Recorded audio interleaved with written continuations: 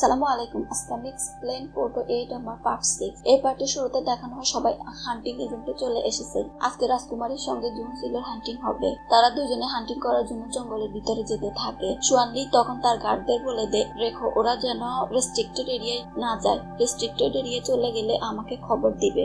এরপর সুয়ানলি জিমিনকে বলে, তুমি কি সত্যি তোমার মাই লেডির সাথে চলে যেতে চাও? কিন্তু জিমিন, আজকে তো জুনসিলো জয়ী হতে পারবে না, তাই তোমার ও তার কাছে ফিরে যাওয়া হলো না। আর জুনসিলো তো আমার সঙ্গেই থাকবে। এদিকে এরা হান্টিং করতে করতে ওই রেস্ট্রিক্টেড এরিয়ায় চলে আসে, যেখানে একটা বাঘ আমরা দেখতে পাই, যেটা হান্টিং করতে দুজনে এখানে এসে পড়েছিল। কিন্তু জুনসিলো যখনই বাঘ বরাবর তীরটা ছুড়ে সেটা তার পাশে গিয়ে পড়ে। এতে করে বাঘটা অনেক রেগে যায়, আর এই সুযোগটা কাজে লাগায় রাজকুমারী। সে জুনসিলোর ঘোড়াটাকে রাগিয়ে দেয়। এতে করে ঘোড়াটা সামনের দিকে যেতে শুরু করে। তখনই সেখানে সুয়ানলি এসে জুনসিলো ধরে নেয়। জুনসিলো তখন তীরটা বাঘের দিকে ছুড়ে মারে। এতে করে বাঘটির গায়ে তীরটা লাগে এবং বাঘটি আহত হয়ে পড়ে যায়। আর এই হান্টিং ইভেন্টে জুনসিলো জিতে যায়। এতে করে রাজকুমারী অনেক রেগে যায় আর জিমিনকে বলে, আমি তোমাকে বাঁচিয়েছি, তুমি কি সত্যি আমার কাছ থেকে চলে যেতে চাও? তুমি জুনসিলোর কাছে যেতে চাও, তাই না? এটা আমি কখনোই হতে দিব না। জুনসিলো বলে, আপনি আমাকে প্রমিস করেছেন আর এখন সেটা পূরণ করবেন না? তখন রাজকন্যা বলে, আমি ওকে কিনেছি, তাই আমি ওকে মেরেও ফেলতে পারি, এই বিষয়ে কেউ কিছু বলতে পারবে না। রাজকুমারী অনেক পাগলামি করতেছিল। তখন সুয়ানলি তাকে নিয়ে আসে আর বলে, তুমি মাথা ঠান্ডা করো। পরের দিন হিজেও আসে, সুয়ানলিকে বলে, আমি কোথাও জুনসিলো ও জিমিনকে দেখতেছি না, ওরা কোনো এক লেটার পেয়ে চলে গেছে জঙ্গলের ভিতরে। হিজেও বলে, জিমিন নাকি জুনসিলোকে লেটার পাঠিয়েছে আর বলেছে জঙ্গলে দেখা করতে আপনার জন্য, আমি সেখানে অপেক্ষা করব। আসলে লেটারটা জিমিন লিখেনি, এটা লিখেছিল লু জিয়াওয়ের লোকেরা, আর এটা মূলত করেছে লু জিয়াওয়ে। লু জিয়াও মনে মনে অনেক কিছু প্ল্যান করছে, যা আমরা সামনে গিয়ে জানতে পারবো। জুনসিলো ও জিমিনকে খোঁজার জন্য সবাই চলে আসে। এদিকে জুনসিলো জঙ্গলের ভিতরে খুঁজতে খুঁজতে জিমিনকে পেয়ে যায় আর বলে, তুমি আমাকে কেন এখানে আসতে বলেছো?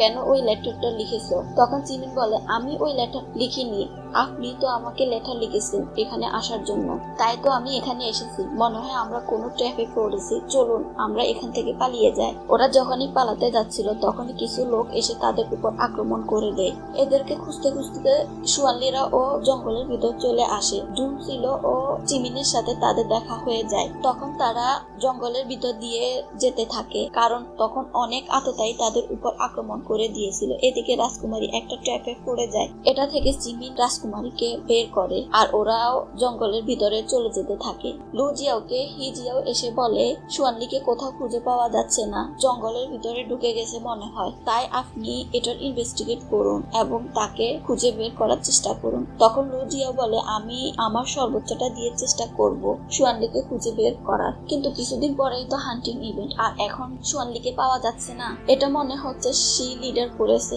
কিন্তু এটা মূলত করেছিল লু জিয়াও নিজে। এরপর এরা জঙ্গলে খুঁজতে খুঁজতে বাড়ি খুঁজে পায়। সেখানে একটা গোত্রের মানুষ বসবাস করে আর সবার ঘাড়ে ওই রকম ট্যাটু করা আছে। এরা শিকল্যান্ড থেকে পালিয়ে বেড়াচ্ছে আর তাদের কাছে এসে এরা চারজন আশ্রয় চায়। ওরা নিজেদেরকে স্বামী স্ত্রী পরিচয় দেয়। এই লোকগুলো তাদের আশ্রয় দেয়। তখন জুনসিলোকে সুয়ানলি বলে, আমার মনে হয় আমাকে শিকল্যান্ডের লিডারই এখানে পাঠিয়েছে। যাই হোক, এতে করে আমার উপকারী হলো, এতে করে আমি আমার মা বাবার মৃত্যুর রহস্যটা খুঁজে বের করতে পারবো এই সৈন্যদের কাছ থেকে। আর হান্টিং ইভেন্টের আগে আমরা শহরে ফিরে যাব।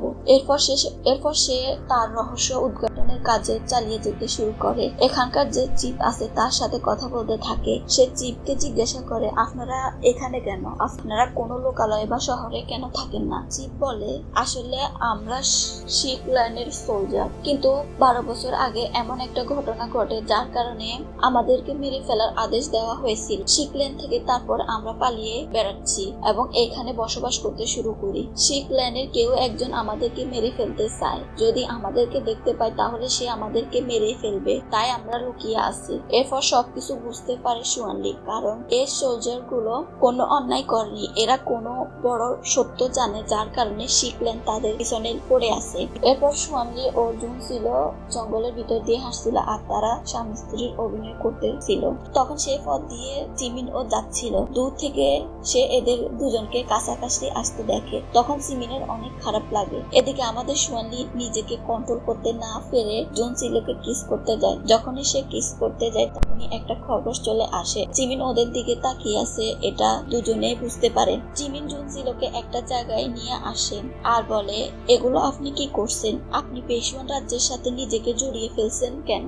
এটা একদম উচিত হচ্ছে না। পরে কিন্তু আপনি এখান থেকে বের হতে পারবেন না। আর আমার মনে হয় সুয়ানলি কোনো ভালো লোক নয়, তার অন্য কোনো মোটিভ আছে। কিন্তু তখন সেখানে সুয়ানলি চলে আসে। সে জিমিনের সাথে জুনসিলোকে একদমই সহ্য করতে পারতেছিল না। তখন জিমিন সুয়ানলির দিকে তলোয়ার তাক করে। সুয়ানলি তখন জুনসিলোকে বলে, তুমি তো প্রমিস করেছো তাই না, তুমি কখনো এখান থেকে যাবে না, আর তোমার টোকেনটাও তো আমাকে দিয়েছো, তাহলে তুমি কি সব মিথ্যে কথা বলেছো? তুমি কি আসলে চলে যেতে চাও? আর জিমিনকে বলে, তুমি তো প্রতিশোধ নিতে চাও তাই না, তাহলে নাও, তোমাকে আমি যেভাবে আঘাত করেছি সেভাবে তুমি আমাকে আঘাত করো। এটা বলে জিমিনের তলোয়ারের নিজের বুকে ঢুকিয়ে দেয়। যদি এরপরেও তোমার ক্ষোভ না মিটে তাহলে তুমি আমাকে মেরে ফেলো, কিন্তু তবুও আমার সামনে থেকে জুনসিলোকে এভাবে নিয়ে যেও না। সুয়ানলি নিজে নিজে এগিয়ে যেতে থাকে আর নিজেকে আঘাত করতে থাকে। জুনসিলো তখন জিমিনকে বলে, এবার থামো, এখান থেকে চলে যাও, এখন আমাদের রাজ্যে ফিরে যাওয়ার সময় হয়নি। এরপর সুয়ানলি অজ্ঞান হয়ে যায় আর জুনসিলো সারা রাত জেগে সুয়ানলির সেবা করতে থাকে। এরপর সকালে সুয়ানলি যখন জ্ঞান ফিরে আসে তখন সে জুনসিলোকে বলে, প্লিজ তুমি আমাকে ছেড়ে চলে যেও না, তুমি আমার কাছে থেকে যাও, আমি তোমাকে প্রোটেক্ট করব। তখন জুনসিলো বলে, ঠিক আছে, এখন আমাদেরকে শহরে ফিরে যেতে হবে। তাই সকলে মিলে জঙ্গলের ভিতর দিয়ে ফিরতে থাকে, কিন্তু তখনই আবার ওই লোকগুলো তাদের উপর আক্রমণ করে। এবার তারা উল্টো দিকে দিয়ে বের হওয়ার চেষ্টা করতে থাকে, কিন্তু সুয়ানলি ও জুনসিলো একদিকে আর জিমিন ও রাজকুমারী চলে আসে অন্যদিকে। জিমিন ও রাজকুমারী ফাইট করতে থাকে লোকগুলোর সাথে, আর জুনসিলো ও সুয়ানলি জঙ্গল থেকে বের হওয়ার চেষ্টা করতেছিল।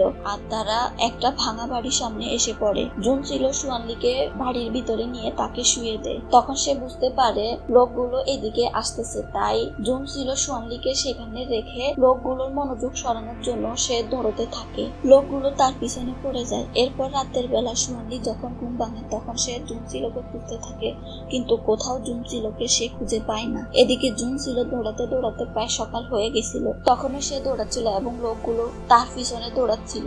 লোকগুলো জুনসিলোকে ধরে নেয় এবং তাকে গাছের সাথে বেঁধে রাখে। আসলে তাদের অর্ডার ছিল এদেরকে জঙ্গলের ভিতরে আটকে রাখা, কিন্তু কাউকে মারতে নয়। এরপর সুয়ানলি এসে জুনসিলোকে বাঁচিয়ে নেয় আর বলে, তুমি কেন এত বড় রিস্ক নিয়েছো আমাকে বাঁচানোর জন্য? তখন জুনসিলো বলে, আমি তো পালাতে চাচ্ছিলাম তাই পালাতেছিলাম, আমি কোনো রিস্ক নিইনি। তখন সুয়ানলি বলে, আমি বুঝতে পেরেছি তুমি কেন এটা করেছো, আমি জানি তুমি আমাকে বাঁচানোর জন্য এটা করেছো।